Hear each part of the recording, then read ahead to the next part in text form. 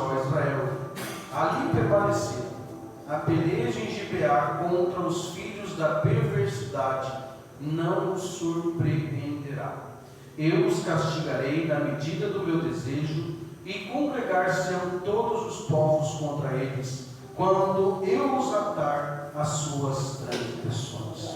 Amém, irmãos? Amém. Quem está acordado, diga glória a Deus. Glória a Deus. Aleluia. Deus abençoe, irmão Eli. É assim que Deus gosta de nós, né, irmão? Se arrastando, mas estamos na igreja, né? Isso, Deus até daqui a pouco ela está com a lupa, né? Já veio para cá. E Deus quer isso, Deus quer que a gente se esforce para estar na presença do Senhor, né? O Senhor de Deus, ele é tomado à força, ele tem que se arrastar, né? Se arrastar, né? Para estar na presença do Senhor. Deus quer isso no nosso coração. A gente vê que muitos irmãos são acometidos por doenças, né? Final de semana, domingo, também muitos irmãos estavam enfermos, né? Chegaram a não poder vir. E hoje a irmã Rafaela está no hospital, mas até não sei, deu tudo certo, né? Cirurgia? Ela está em uma sala de recuperação. Está na recuperação? Mas eu creio que Deus já colocou as mãos dele em nome de Jesus, né? Então, vamos estar continuando o nosso estudo, e eu creio que o Senhor lhe se agrada quando a gente se esforça. Como não pode vir, tudo bem. O Senhor entende, sabe por quê, né? Mas a gente se esforçando, o Senhor faz notória a nossa presença na sua casa, né? Versículo 9 então nos fala que Deus fala que desde os dias de Gibeá. Eu quero ler a tradução dos dias de hoje, que diz assim, você tem ela hoje aí, né, José? Pode ler que essa tua aí é a tradução dos dias de hoje, versículo 9. Sua iniciação no pecado foi em Gibeá, aquele pecado antigo, impronunciável, chocante. E desde então vocês não saem disso. Mas Gibeá vai marcar o seu desfecho numa guerra para pôr fim a esse pecado. Então, esse texto ele fala, versículo 9, que Gibeá, ele ficava o centro do pecado de Israel. Por que era o centro do pecado de Israel? Porque era o mais longe possível de se alcançar. Ficava no extremo norte de Efraim. E para que os exércitos chegassem até lá, teriam que passar por quase toda Israel. Então, mesmo que os profetas entregassem mensagens dizendo, não, isso aqui não vai acontecer não, porque nós estamos muito longe da fronteira, é difícil de alguém chegar até aqui para nos fazer o mal. E o Senhor falou para eles nesse versículo 9, que eles seriam amarrados aos seus pecados, não teriam como eles fugir, né? Por isso, em Gibeá, a guerra alcançará essa gente perversa. Tradução da linguagem de hoje. Quer dizer o que? A guerra ia chegar até eles. Imagine que era uma cidade pequena e longe, que ninguém nem lembra, mas o exército inimigo foi até lá para destruir eles. Isso que o Senhor estava dizendo para eles nesse versículo 9. Então, tem pessoas, irmão, quem me ouve, diga amém. Amém. Temos que entender que nós não estamos estudando texto só por estudar historicamente, mas aplicando para os nossos dias de hoje também. Isso é a Bíblia Sagrada. Romanos capítulo 14, verso 5, ou melhor, capítulo 15, verso 4, diz que tudo que foi escrito foi para o nosso ensino. Então, tem pessoas que fazem o que querem porque acham que são inalcançáveis. Elas pensam, não, isso não vai acontecer comigo não, porque eu sou importante demais para isso acontecer comigo, né? Tem pessoas que fazem o que querem na igreja porque elas têm um cargo muito importante. Aqui não, nossa congregação é pequena, mas eu já vi com os meus olhos pessoas de muito poder dentro da igreja fazendo o que querem, porque hoje nós conversávamos sobre isso, tomando um café de tarde, porque as pessoas têm certos poderes dentro da igreja, dizem, não, isso não vai acontecer comigo não, porque eu tenho muito poder aqui dentro da igreja, ou numa empresa, a pessoa diz, não, eu sou muito importante aqui dentro, jamais eu vou ganhar as contas, ou sei lá disso. Mas nós precisamos entender, irmão, que quando Deus quer trazer justiça, a justiça alcança qualquer pessoa.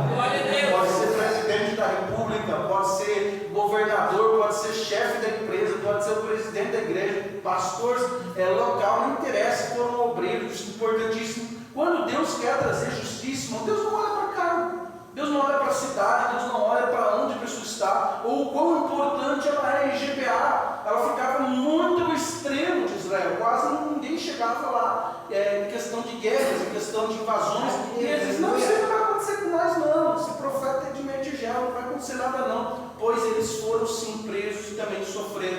junto com aqueles que foram para o cativeiro no reino assírio. Então esse versículo 9 nos mostra que quando Deus quer fazer justiça, não interessa onde nós estamos. E tem pessoa, eu já vi, eu vou lá para tal cidade, lá ninguém vai me achar. E lá Deus acha a pessoa. Não adianta se esconder, Deus faz justiça, Deus trabalha. Não adianta não fazer questão de aparecer nas mídias, mudar de nome, Deus vai achar a pessoa, porque Deus é justo. Você pode glorificar a Deus porque Ele é justo.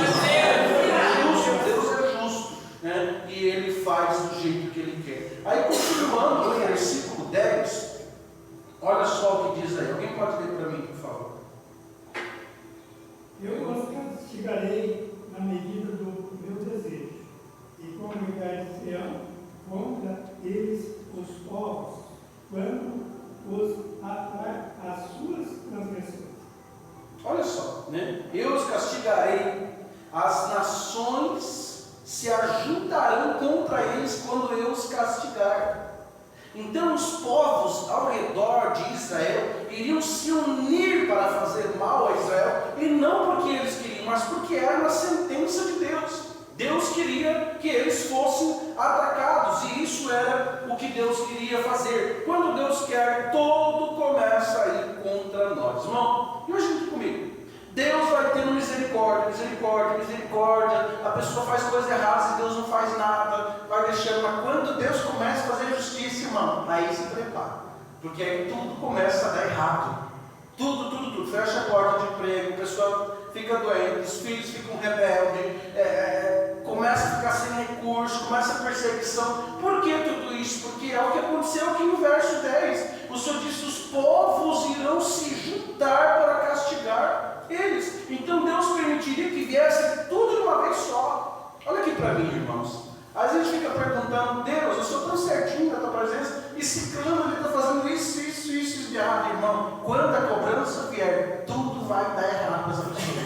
Te dou certeza, porque a justiça de Deus começar a chegar, as portas vão começar a fechar, Deus vai apertar tanto essa pessoa que tudo vai estar contra ela. E isso Deus fez com Israel, o reino norte. Eu os castigarei, e as nações se ajuntarão contra eles quando eu os castigar por causa dos seus pecados. Então fique tranquilo, irmão. Não queira fazer justiça com a tua mão, que Deus sabe muito bem como fazer justiça com as pessoas.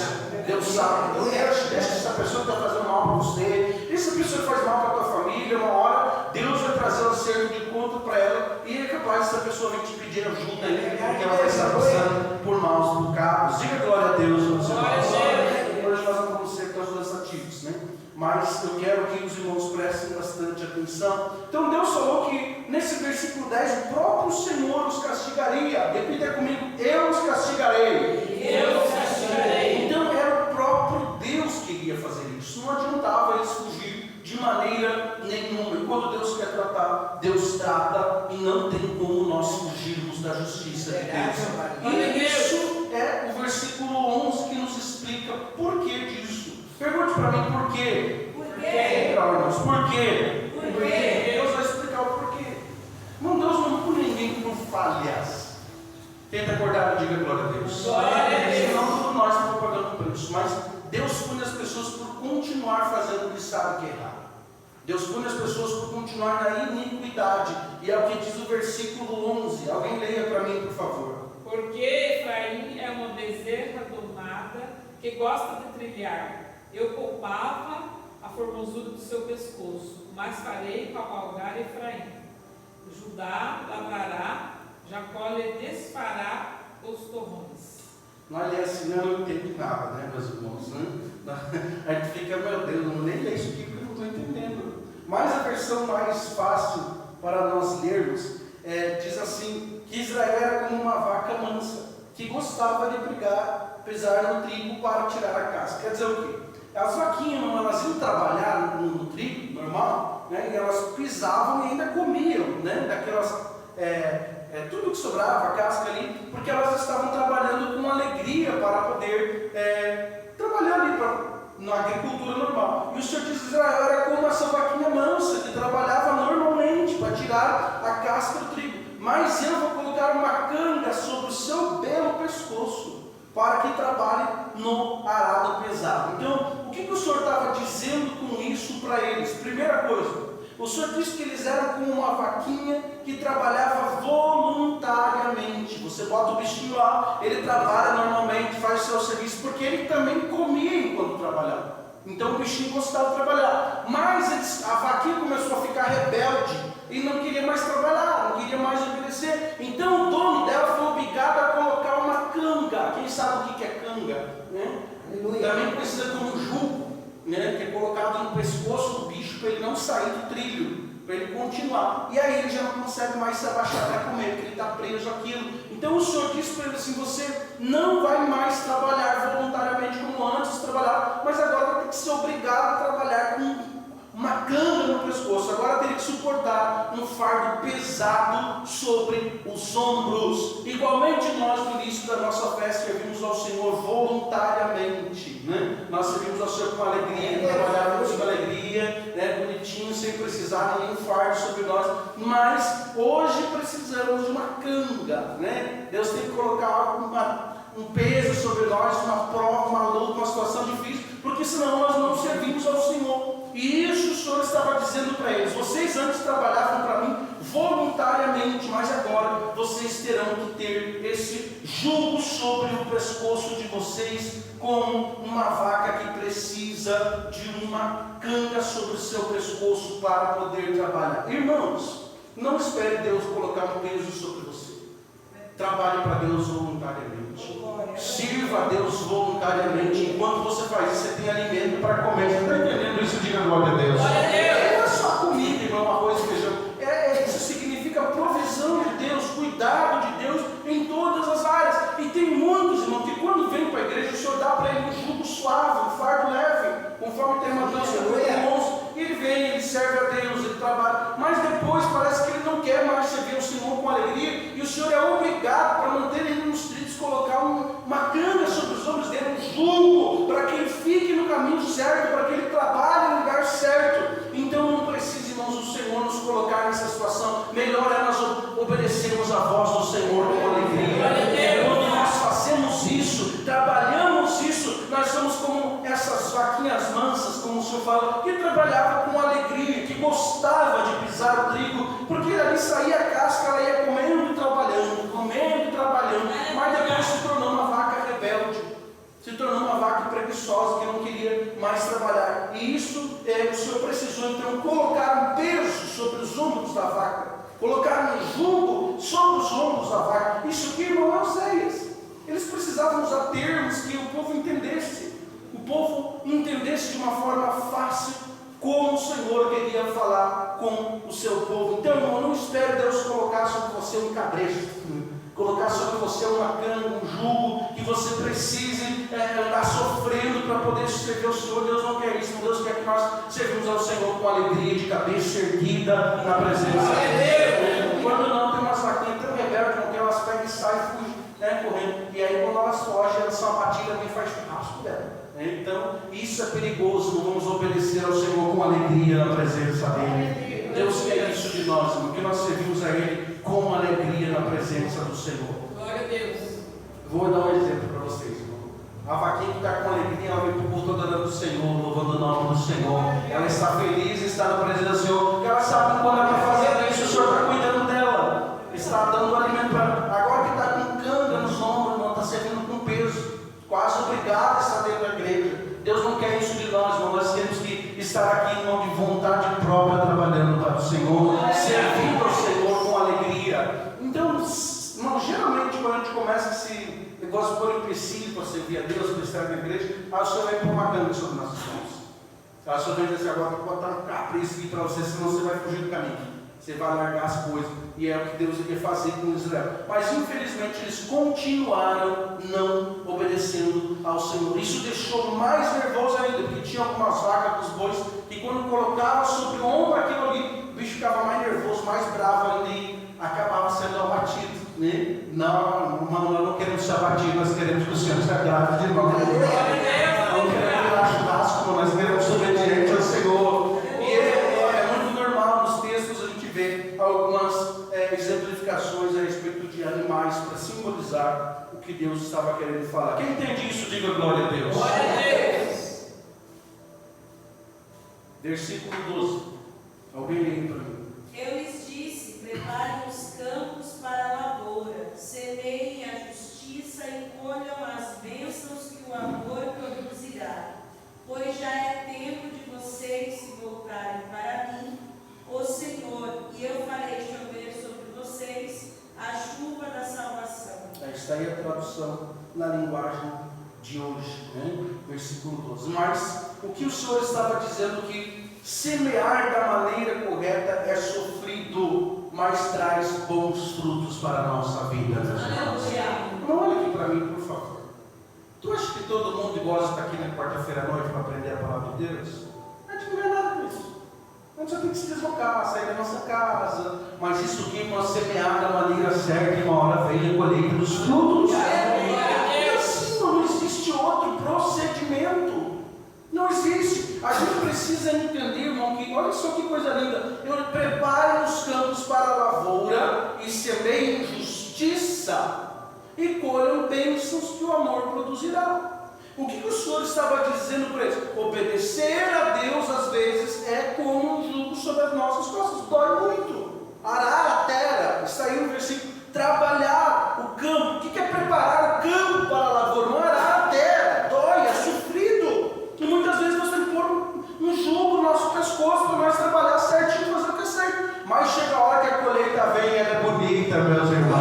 Você pode glorificar a Deus, irmão, porque uma hora a colheita das nossas orações vem. Uma hora tem o esforço de estar aqui, vem. Eu falo isso para Josi, eu falo, Josi, o que nós colhemos hoje não é o que eu estou fazendo agora, irmãos. É coisa de anos atrás.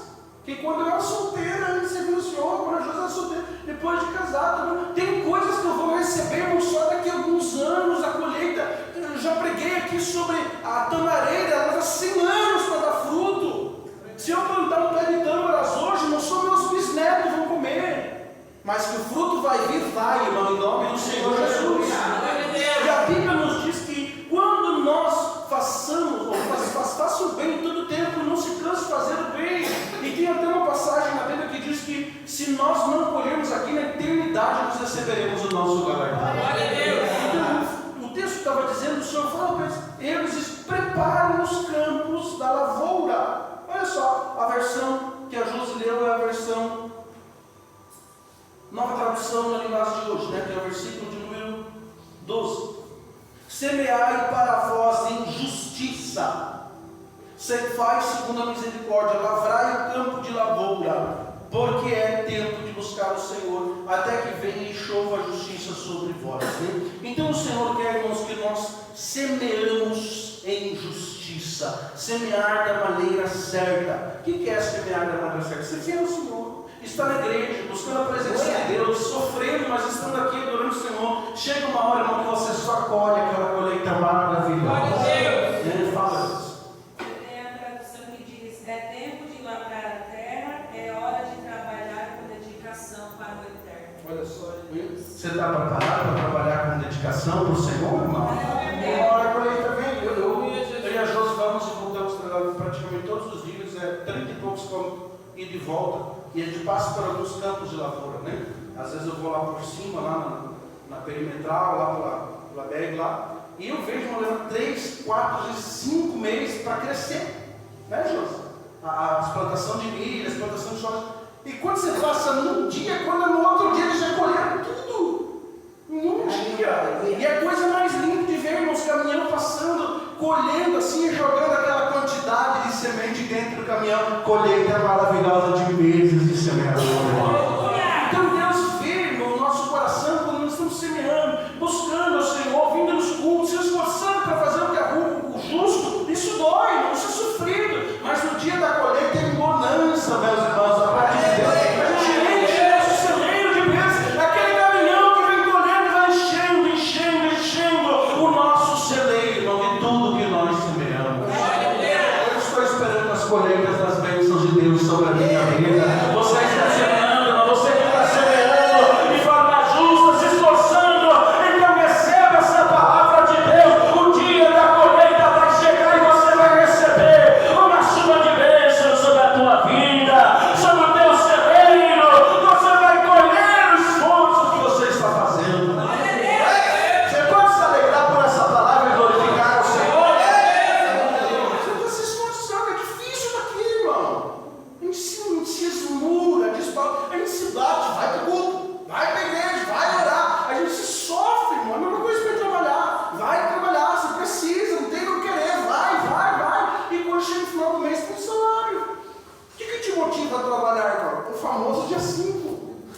Para quem é fichado, depois aposentado, eu acho que é antes, né? Último Útil, né? Então às vezes, irmão, mas quanto? Ali é terceiro dia. Terceiro, né? Depende do... Ele é INSS, então é CLT. Não faço breve. Eu é o querer de Deus. O nosso dia útil é o dia de Deus. É o querido patrão, né? Ele é justo também, o querido Mas a patrão. maioria é o título de útil, né? Então a gente fica, por que a gente vai trabalhar? Esperando o salário. No final do mês você não está enxergando o salário agora, você está trabalhando e dói, às vezes você vai com dor nas costas, vai com sono, mas vai! E como deve ser, recebe o pagamento daquilo que você fez. Então servir a Deus é um simples fato, você estar buscando o Senhor nos cultos, orando, nem que seja um pouquinho de força, vir aqui não chega o dia da colheita que Deus manda para nós. Você pode se alegrar testemunhando daquilo que você deseja. Você fala com alegria, irmão. Você fala, irmãos, o testemunho que eu sei, o preço que eu paguei, chorei, orei, eu busquei o Senhor, o Senhor respondeu. Demorou a crescer a semente, mas hoje eu estou colhendo aquilo que Deus deu para a minha vida. É lindo, irmão. Às vezes eu vou para casa e fico olhando daquelas marcas. Quilos e quilos, irmão, de semente. É muita coisa. Passa a carreta, aqueles caminhões, não sei como é o nome daquilo, né? Ceifadeiro, né? É enorme, dá 2 essa igreja aqui, né? Passa e colhe tudo. Acho que em meio-dia, irmão, eles colhem quilômetros de plantação e vai para casa, né? O caminhão cheio de colheita, irmão. Eu quero essas colheitas na minha vida, eu quero essas bênçãos comigo. Então, como que nós vamos colher se nós não semeamos? Se nós não fizermos o que é justo, servindo ao Senhor, buscando ao Senhor com alegria. Todo o tempo, a Bíblia diz que nós temos que trabalhar. Deus não dá nada para quem não trabalha, irmãos. Deus não dá nada para o preguiçoso, porque trabalhar não é largar a tua vida e ir para o campo missionário, não. É quem serve o Senhor, se esforça. A Bíblia diz que nós temos inúmeras passagens de pessoas que o Senhor falou, dizendo, eu dei para um talento, o que você fez com o talento? Eu te dei eu escondi na terra, outro, eu tinha 2, eu ganhei mais 2, outro tinha 5, eu ganhei mais 5. Então o Senhor sempre vai dar semente para nós que semeamos e colhemos, irmão. Nós temos que semear, Deus dá terra, Deus dá tudo. É só nós semearmos e a colheita quem dá é Deus, irmão. É Deus que nos dá saúde para nós irmos buscar a Ele. É Deus que nos dá as condições físicas, financeiras. É a semente. E nós semeamos, e com esse esforço de semeadura, chega o dia que a gente colhe. Então obedecer a Deus, às vezes até com um jugo pesado nas costas, a gente está conhecendo o caminho, o Senhor bota aquela situação difícil para a nossa vida, para nós não sair do caminho, aquele peso sobre os nossos ombros, mas no final a gente colhe, e o texto diz que a gente colhe justiça, né? A versão Nova Tradução, na linguagem de hoje, os frutos em amor, né? Versículo de número 13, por favor, alguém leia para mim. 10, 13 de Oséias. Lavraste a impiedade e colheste a iniquidade, e comeste o fruto de mentiras, porque se confiaste no teu caminho, na multidão dos teus homens poderosos. Meu Deus, vocês têm semeado maldade e têm colhido pecado. Estão comendo do fruto do engano porque confiaram no seu poder, no tamanho do seu exército. Versão fácil de ler. Nós acabamos de falar aqui que aquilo que nós semeamos, nós vamos colher uma hora, demora a crescer, demora a plantação, sofrer, esperar, mas a gente colhe num dia, a gente colhe. E esse versículo está dizendo que a pior coisa que tem para nós é a colheita daquilo que nós fizemos. É a pior coisa que tem. Você se deparar com aquilo que você sabe que você mesmo semeou. Se você semear uma semente, você vai colher algum fruto. Não adianta você reclamar, porque foi você que colheu, você semeou aquilo. Agora, se você semeou milhares e milhares de sementes, você sabe que você vai colher aquilo. Agora, a pessoa, se você semeou coisa ruim, vai querer colher o quê, irmão? Vai querer colher bênçãos? Não vai. A pessoa serviu a Deus de qualquer jeito, de qualquer maneira, ela vai querer colher o quê, irmão? Bênçãos? Não vai. O que o texto está dizendo é: vocês estão semeando maldade e vão colher, têm colhido pecado. E a pior coisa que tem é nós colher o que nós mesmos fizemos. Nós semeamos isso que é justo. A moeda, ela tem 2 lados, e uma hora nós vamos nos deparar com o outro lado da moeda. Isso é muito sério. Por exemplo, um bandido que está dentro da cadeia, quando ele semeou mal, irmão, ele pensou que ia ficar tudo certo. E quando ele vai preso, ele diz: meu Deus, por que eu fiz isso? Ele está colhendo porque ele sabe que ele semeou. Ele sabe que ele fez coisas ruins, ele está dentro da cadeia por causa disso. Não foi ninguém que fez ele parar lá dentro. Quem está entendendo isso, diga glória a Deus. Glória a Deus. Ah, meu Deus, eu estou aqui passando por essa. Preguei aqui domingo, expliquei a diferença entre luta e prova, estou passando por isso. Mas por que será, irmão? Porque se a Bíblia diz que nós semeamos e colhemos tudo que for bom, nós semeamos e colher coisa boa. Né? E outro exemplo, né? Tem muito exemplo. Tem pessoas que, por um certo momento, aí ela acaba desviando a sua atenção do seu casamento, ela acaba traindo o marido, traindo a esposa, e aí há uma separação e há uma confusão, vira talvez até em morte. Já vimos muitos casos. Por quê, irmãos? Porque a pessoa semeou e vai colher, e ela olha para isso e ela diz: meu Deus, o que eu fiz? Foi ela mesma que fez isso, não foi ninguém que fez o mal. E aí tem uma versão que ela só tem nos Estados Unidos, que é nova versão Century, né? Em inglês é New Century versão, que diz: agora terão que conviver com a colheita do que semearam. Já pensou, irmão? Deus vai olhar para nós, Ele não vai mandar mais viver com aquilo que o outro semeou. Quem entende isso, diga glória a Deus. Glória a Deus. Não, eu não preciso viver com a semente do irmão Pedro. Foi ele que semeou, ele vai colher. Não adianta, eu vou conviver com aquilo que eu semeei há 10 anos atrás. Uma hora vai vir a colheita. Por isso que eu digo para vocês que tem coisas que nós estamos colhendo de bom, que foi anos atrás que nós fizemos.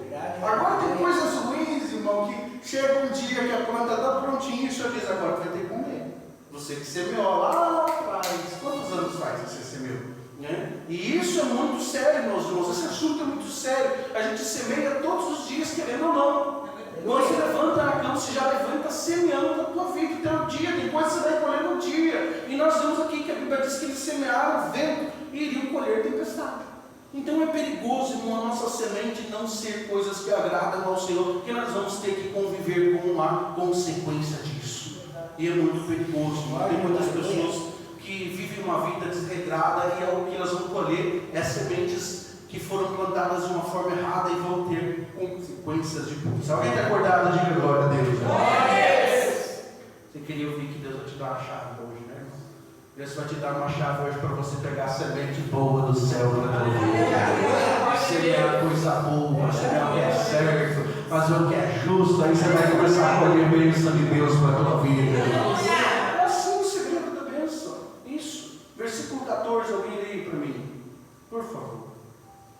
Portanto, entre teu povo se levantará um grande tumulto, e todas as tuas fortalezas serão destruídas, como Salmão destruiu a Bet-Arbel no dia da guerra.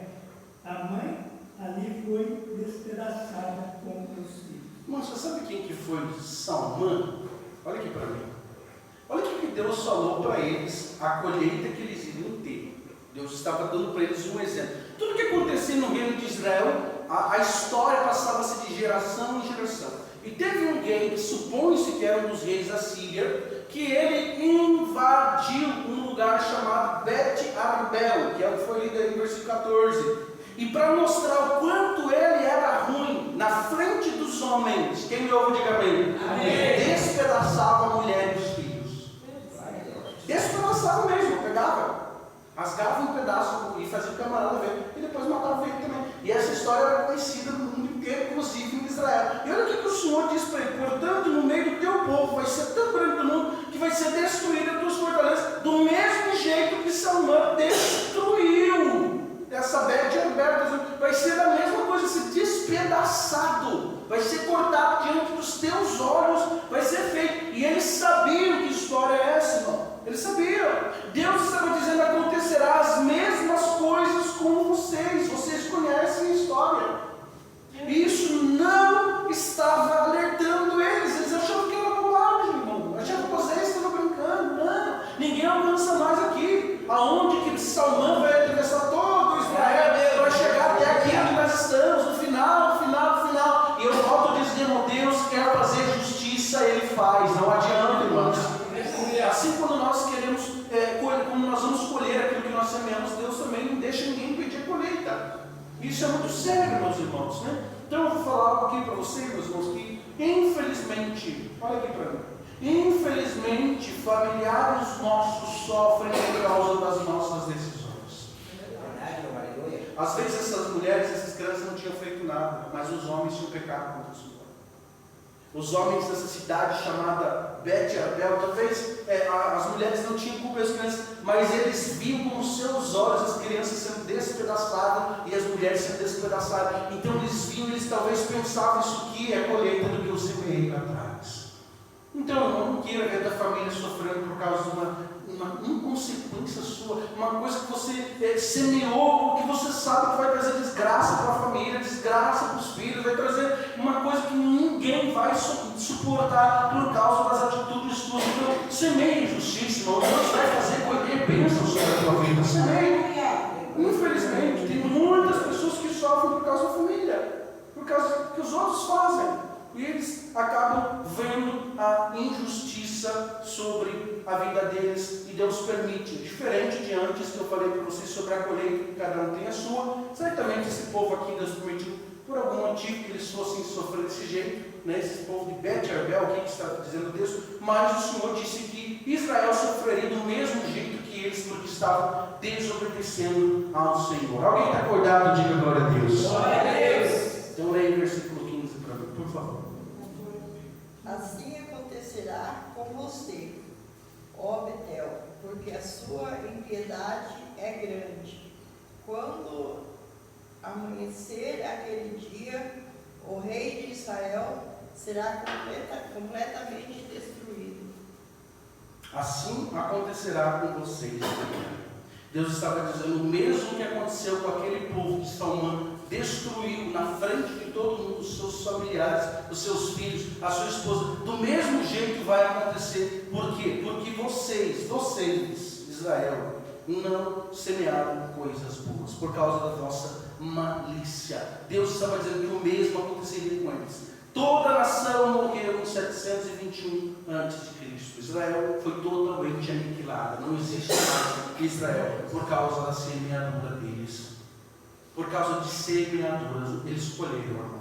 Eles escolheram a inexistência. Deus destruiu o povo de Israel. Não existe mais Israel, porque eles não obedeceram à voz do Senhor. Um líder chamado Jeroboão semeou uma semente. Quem me ouve, diga amém. Amém. Um líder, um homem chamado Jeroboão disse: eu não tenho que ficar pagando imposto caro para Salomão, não. Muito menos para esse Roboão, que é o filho dele, neto de Davi, fica se achando. Aí o povo foi lá e disse: é verdade, vem você e venha sobre nós. Um homem semeou uma semente que destruiu uma nação inteira. Vocês estão entendendo isso? Digam glória a Deus, Brasil. Glória a Deus. Tem gente que Deus tira começa na família dele, nos filhos, nos netos, mas uma semeadura dele trouxe consequência para a casa inteira. Eu já falei aqui para vocês a história da mãe da minha madrasta. Quando ela estava na igreja, com todas as filhas, todos os netos, ficou tudo na igreja. Porque ela era matriarca, era a mãezona de todo mundo. Né? Quando ela saiu da igreja, irmão, ano após ano foi saindo todo mundo. Não sobrou um. Não sobrou ninguém. Absolutamente ninguém. A única que está na igreja é minha esposa e meu pai, que é filha dela. Mas ninguém. Todos estão desviados por causa de uma semeadura de mágoa no coração. Então, meus irmãos, nós precisamos entender que nós vamos colher o que nós semeamos. E Deus está dizendo: semeie justiça, o que é certo. Aleluia. É sério isso aqui, irmão, porque nós temos pessoas que nunca ouviram um sermão desse. Pessoas que nunca ouviram. Então, talvez bateram cabeça de igreja, por que eu estou sofrendo? Por que eu estou passando tudo isso? Lá atrás, muitos anos atrás, foi semeada uma semente e agora está dando os frutos.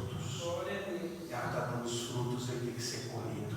É de se pensar, irmãos, o que nós estamos semeando? O que nós estamos semeando? O que nós estamos fazendo para que o Senhor nos dê frutos bons, colheitas boas? Eu estou tentando, irmãos, fazer de tudo para o Senhor me abençoar, para ser abençoado. Eu tenho que fazer o extremo à vontade do Senhor, semear o que é certo, irmão, porque daqui a pouco eu vou colher o que eu estou semeando, irmãos. Vou colher. E não adianta, a Bíblia diz, Jesus disse: pode-se nascer figo dos arvoredos? Alguém acha essa passagem para mim, por favor? Ou se você semear, aí eu não me lembro onde que Jesus disse esse texto, se você semear uma coisa, pode colher outra? Não vai, é impossível. Então faça o que é certo, vem para os cultos, busque o Senhor, faça o que é justo. Se alguém te ofender, perdoe. Se você precisar, irmão, ajude quem tem necessidade, faça tudo certinho no tempo certo. Você dia eu faço isso como costume para mim mesmo. E ontem eu estava lendo uma mensagem e falei, Deus, eu ajudo tantas pessoas, Senhor, parece que eu não tenho lucro nenhum com isso, não tenho resultado nenhum com isso. Aí eu fui ler o texto, o que apareceu lá, meu jovem? Lança o teu pano sobre as águas, depois de muitos dias o acharás. Você está entendendo isso, irmão? Diga glória a Deus, porque você está semeando hoje injustiça, a colheita vai vir para a sua vida, irmão. Vai vir. Então nós precisamos entender isso, que quando nós estamos semeando, a colheita vai vir. Diga, filho, quando nós estamos no mundo que é o Egito, preste atenção, quando nós estamos no mundo, nas mãos de Satanás, o Senhor nos considera meninos. Mas depois que nós viemos para a igreja, então é totalmente diferente. Quando nós estávamos no mundo, o Senhor falou para nós, não, eu vou trazer vocês para a igreja, porque vocês ainda não têm entendimento. Mas a partir do momento que a gente vem para a igreja, é totalmente diferente. Não queira que Deus trate você como um menino, como quando você se converteu. Hoje você sabe aquilo que desagrada o Pai. Ou seja, irmão, quando nós éramos uma criança, Deus olhava para você, o menino está aprendendo ainda. Mas depois de velho, irmão, nós não vamos querer que Deus trate nós que nem menino. Por exemplo, você tem um filho aí, barbado já, e ele está agindo que nem criança. O que você vai falar para ele? Para de agir que nem criança. Porque você já sabe o que é certo e o que é errado. E isso que Deus estava falando para eles. Quando vocês eram meninos, eu os amei. E do Egito eu os chamei de meu filho. Quer dizer, quando ainda nós estávamos no mundo, o Senhor olhou para nós e disse, ele ainda não entende o que é o mundo espiritual. Aí o Senhor nos salvou, o Senhor nos trouxe para dentro da igreja. E agora nós não somos mais meninos. Meus irmãos, não queira que Deus olhe para nós e diga assim, hoje eu não vou para o culto. Hoje eu estou cansado. Hoje eu não vou para a igreja. Isso é coisa de quando nós éramos meninos. Quem me ouve, diga amém. Isso é coisa de quando nós éramos pequenos. Isso é coisa de quando nós estávamos ainda recém-vindo para a igreja. Hoje eu não vou para o culto. Hoje simplesmente eu não vou. Hoje eu estou doente, hoje eu estou cansado. Quando nós éramos meninos, quando nós estávamos no mundo, isso era normal. O Senhor entendia. Quando nós éramos novos convertidos. Agora, depois de 10 anos de fé, de 15 anos de fé, eu não vou para a igreja porque, sei lá, o pastor não me deu oportunidade na quarta passada, na sexta passada. Isso é coisa de menino. Então o Senhor estava olhando para eles assim, quando vocês eram meninos, eu amei vocês, eu tirei vocês do Egito e chamei vocês de filho. Mas hoje, irmão, o Senhor não olha mais para nós como meninos. O mais novo de fé aqui não está na igreja, que é meu cunhado e minha cunhada.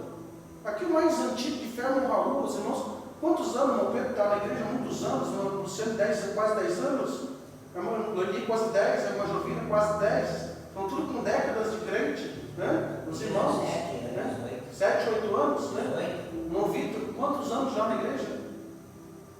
5 anos. Ninguém aqui é menino. Então não dá para dizer, Deus, eu não vou te servir porque eu não aguento mais. Isso aqui é coisa de menino. Agora, maduro, filho, assim, eu vou ficar firme na tua presença porque eu sei que eu estou enfrentando aqui, Senhor. Mas você entendeu o que está acontecendo no mundo espiritual. O inimigo não quer que nós ouçamos a palavra de Deus, mas entendam isso. Vai fazer de tudo, vai fazer a pessoa vir que atrapalhar o culto, vai fazer a pessoa ficar doente para não vir para o culto de ensino, vai fazer a visita chegar bem na hora do culto. O inimigo não quer que você ouça a palavra de Deus, irmão. E o texto, alguém achou aquele outro texto para mim que nós estávamos procurando?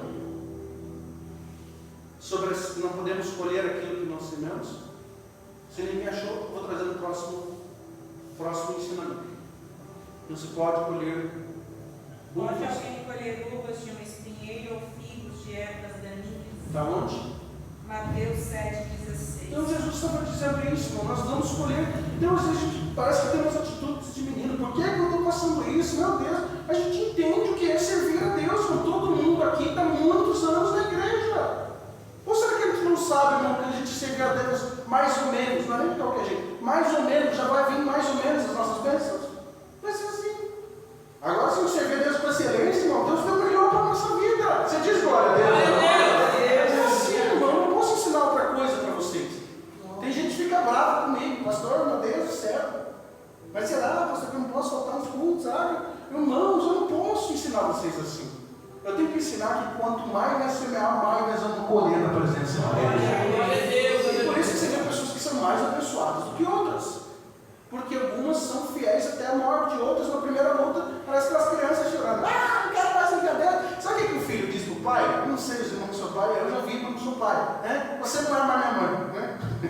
você não ama minha mãe agora? É que você também já não é mais meu pai, eu não sou mais teu filho, né? Porque ele é uma criança, irmão.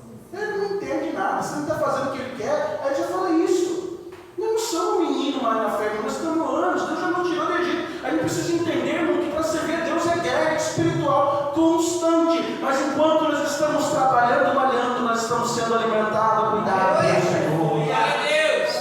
E o Senhor falou isso para eles. Hoje eu vou ensinar um pouco isso, tá, irmãos? Se der loja, nem está dando. Quando Israel era menino, eu o amei. E do Egito chamei meu filho. Então, quando a pessoa é menino, Deus tira ele do mundo. Deus tira de lá. O povo de Israel, irmão, olha aqui para mim. Quando eles estavam no Egito, eles não sabiam discernir entre a mão esquerda e direita. Eles estavam trabalhando que nem escravo há anos, não tinha estudo, não tinha nada. Um dos únicos que tinha estudo era Moisés. O resto era tudo. Tanto que 2, 3 dias depois que Deus deixou eles desertos, eles também reclamando. Então, Deus tolerou muita coisa porque eles não entendiam. Agora, esse povo aqui que nós estamos estudando, não, irmão. Esse povo aqui já era sacerdote, eles conheciam de lei, eles sabiam anos e anos de história da Bíblia, do que Moisés tinha deixado na Torá. Eles conheciam, Deus não queira que eu trate vocês como meninos, vocês não são. A gente não precisa, irmão, vir para a igreja como se a gente tivesse se convertido ontem, fazendo as mesmas brigas com Deus. Ah, Deus, isso, aquilo. Ah, também não vou para a igreja, irmão. Deus vai dizer assim: não vou deixar de ser Deus por causa de você. Mas nós deixamos de ser filhos, sabia, irmão? Você sabia disso, meu irmão? Você sabia que a Bíblia diz que aquele que não obedece o pai é o quê? Bastardo.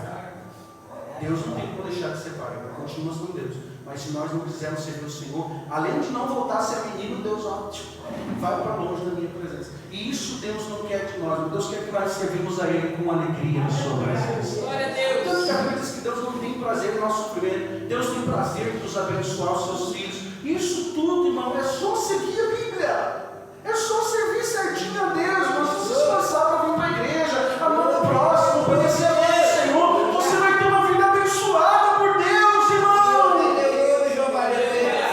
Mas não tem atitudes de menino. Ai, irmão, pelo amor de Deus, eu nos conto. Pelo amor de Deus, irmão, serve o Senhor certinho, faz tudo bonitinho, seja dizimista, vem para a igreja, faça tudo bonitinho. Não, Deus parece que está falando com uma criança, ensinando ele a ler e escrever. Aqui não tem menino, né, meus irmãos? Graças a Deus. Um dia Paulo foi pregar para uma igreja, e ele disse assim: pelo amor de Deus, queria dar alimento para vocês, tem que ficar dando leitinho. Paulo disse isso. Eles parecem menino, parecem criança que não tem toda hora ficar ensinando o beabá. Eu queria dar coisa mais profunda para vocês, mas vocês precisam de leitinho. Paulo diz a mesma coisa. Vocês parecem criança. E Deus não quer isso. Deus quer que nós servimos a Ele com alegria, sabendo que aqueles que quiserem servir ao Senhor vão ter que passar por lutas e tribulações. Mas o Senhor tem cuidado de nós. Lance toda a ansiedade sobre Ele, porque Ele tem cuidado de nós. Aleluia.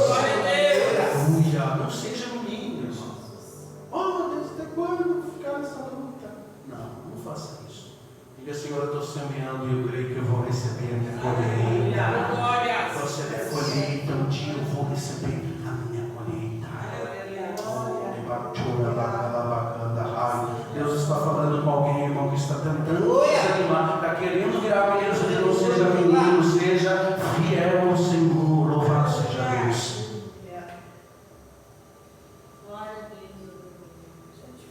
Alguém trouxe glória a Deus?